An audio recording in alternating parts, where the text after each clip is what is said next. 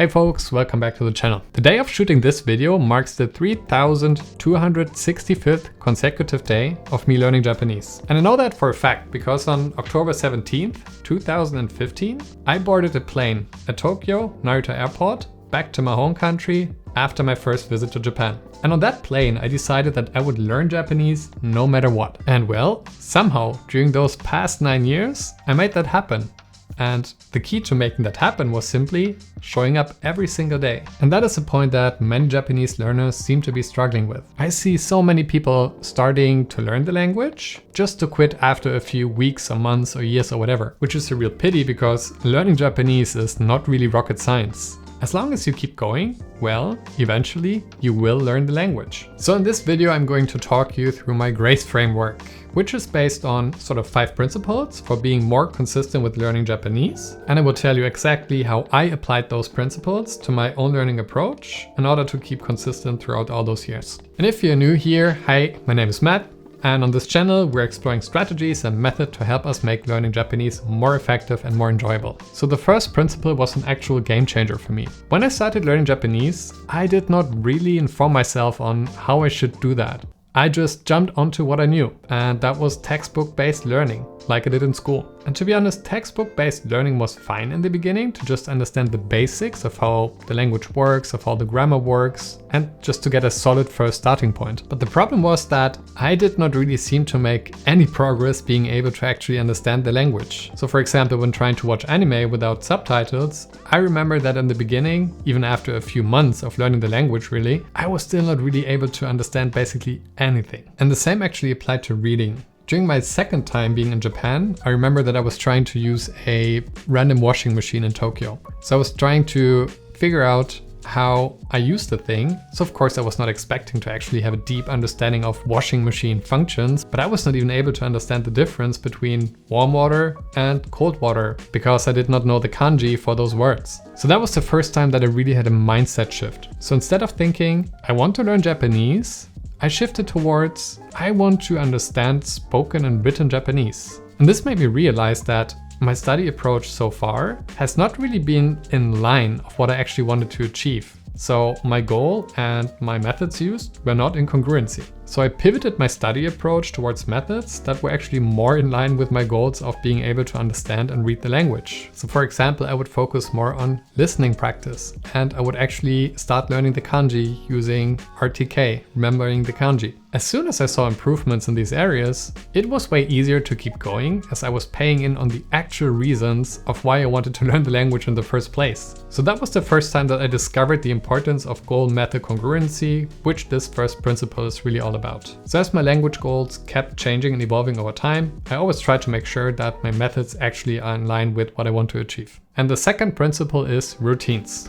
I know, routines have a bad reputation and there's a negative nuance to the word. There's an image of repetitiveness and boredom. But for me, routines were super important because I'm a person that has very, very little time and I have a very busy life. So every day I was trying to figure out when and how to best study Japanese, which was really ineffective and inefficient because I actually needed to make a conscious decision and come up with a plan every single day on how to learn Japanese. And more often than not, I would simply just skip studying because I was just doing other things. But that changed when I started to set up my first routine, which was at the time learning 5 kanji every night before going to bed with RTK. And in the beginning, I was a bit struggling to do that every day, but since I got used to that and actually became a routine, it just felt very natural and effortless really. And I remember that at some point, I was actually quite looking forward to doing those kanji learning sessions in the evening. And I decided that I did not want to overdo it because that would limit my chances of actually sticking to the routine. And I actually decided that I don't want to overdo it. So I just did like 5 kanji every night. So when setting up routines, I think 3 things are really important to keep in mind. So the first thing is to keep it simple, meaning that you just want to have one new routine at a time and not overdo it. The second principle is to start small,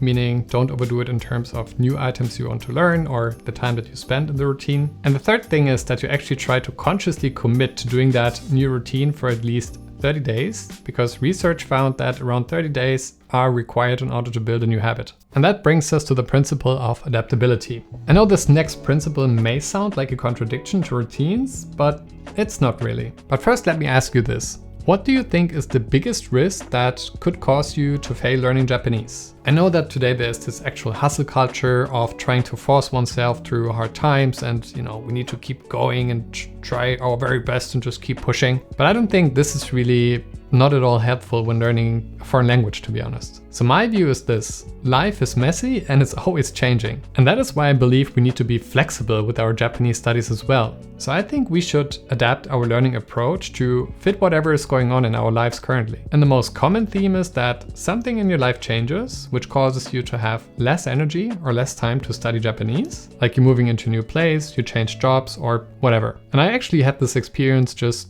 like 1 year ago. So I moved place and I got a new job. And I actually was tired all the time because I had to take care of so many things, and getting used to the new job took so much energy from me that I was really struggling to find any quality time for my Japanese studies. So what I did was, for example, I would still keep my routine stable, but I would reduce the amount of effort and time needed in order to do the things. So for instance, when it comes to Anki, I just stopped learning new cards for I think several months. I would just do my daily review of the cards that I already had learned before, but I would not add any new cards. And I applied the same principle to my daily Japanese conversation class. And instead of having 1 hour of Japanese conversation practice every day, I would switch to having maybe 1 hour twice per week.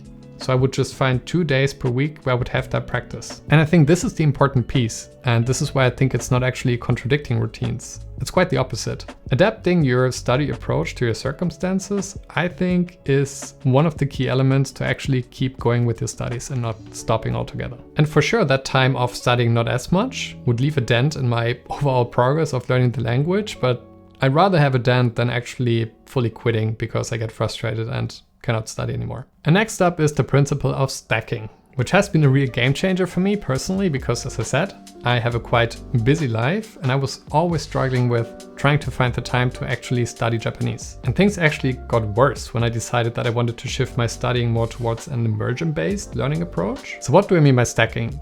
Stacking basically means that you listen to Japanese while doing something else. So for instance, you're listening to a podcast while you're driving your car to work, or you're cleaning the house. And I started to apply that to so many aspects of my daily life that I managed to squeeze out at least like 3 hours every single day of passive listening or semi-active listening to Japanese while doing something else. And I think this had a big effect on my ability to actually comprehend Japanese. And the cool thing about that is you get better and better over time and basically unlock new kind of levels of content that you can listen to. And the content just gradually becomes more interesting. And all of a sudden, it's not a trade-off anymore between doing Japanese and doing other things. Actually, you can start to do the things that you want to do anyways in Japanese, like listening to podcasts or an audiobook or whatever. And possibly saving the best for last, the principle of enjoyment. I always treated Japanese as a hobby, and I did not worry about effectiveness or efficiency of my studying approach really. And also I didn't worry about comparing myself with other learners of Japanese and how fast they were. And I did not worry about really passing the JLPT test. If I think about it, I actually actively avoided stuff that I did not like and did more of things that I really enjoyed doing. And at some point, that was, for instance, more listening and speaking practice over actually learning any new grammar points. But while I was doing that listening and speaking practice, I actually still learned the new grammar. I just did it in a way that it was more fun for me. And the same really applied to the kind of content that I would consume. So I personally like watching anime. So I based most of my active immersion on anime really. And I know, even though it's not recommended because many people will say it's not natural Japanese and it will screw up the way that your Japanese will sound once you speak. But I largely disagree with that, to be honest, but I will not go into too much detail on this one. That's probably for another video. In the end, the truth is learning Japanese will take time and effort. At least probably a couple of years in order to get actually fluent or reach a somewhat good level. So I think the highest predictor of people successfully learning the language at some point is the question whether they are able to make the process of learning the language fun or not. And this is exactly what the principle of enjoyment is about. So I recommend that you give different things a try and avoid forcing yourself through methods or contents just because someone on the internet said it's the most effective and efficient way to do it or to learn the language. Find out what you like yourself and then do more of that. And if you're looking for ways to make learning Japanese more enjoyable, I highly recommend trying out Japanese language immersion. And if you're new to learning by immersion and would like to find out more about how to actually do that, I recommend that you watch this video up here next. And I see you in the next one. Bye.